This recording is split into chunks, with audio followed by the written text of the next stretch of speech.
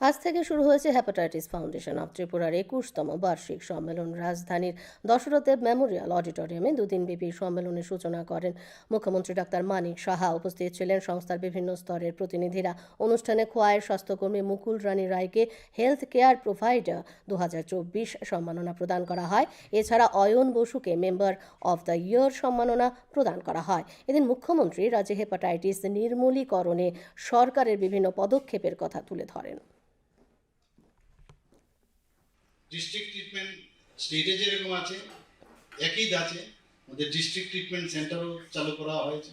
সেখানেও মেডিসিন ও যারা পেডিয়াট্রিশিয়ান আছে তাদের মাধ্যমে হেপাটাইটিস বি এবং সি সেখানেও বিনামূল্যে করা হচ্ছে।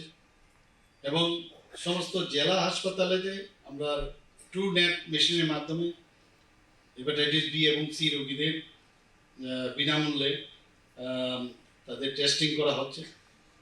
এবং রোগীদের যে এতে করে প্রায় 8,000 টাকার মতো লাগে এক একটা টেস্টিং, সেটাও তাদের সাশ্রয় হয়। এবং হেপাটাইটিস বি আক্রান্ত যারা প্রেগনেন্ট লেডি আছে তাদেরকেও নিরাপদে সন্তান ডেলিভারি করছেন ওনারা। যারা নবজাতক যারা আছেন তাদেরকেও হেপাটাইটিস বি হিমোগ্লোবিন জন্মের সময়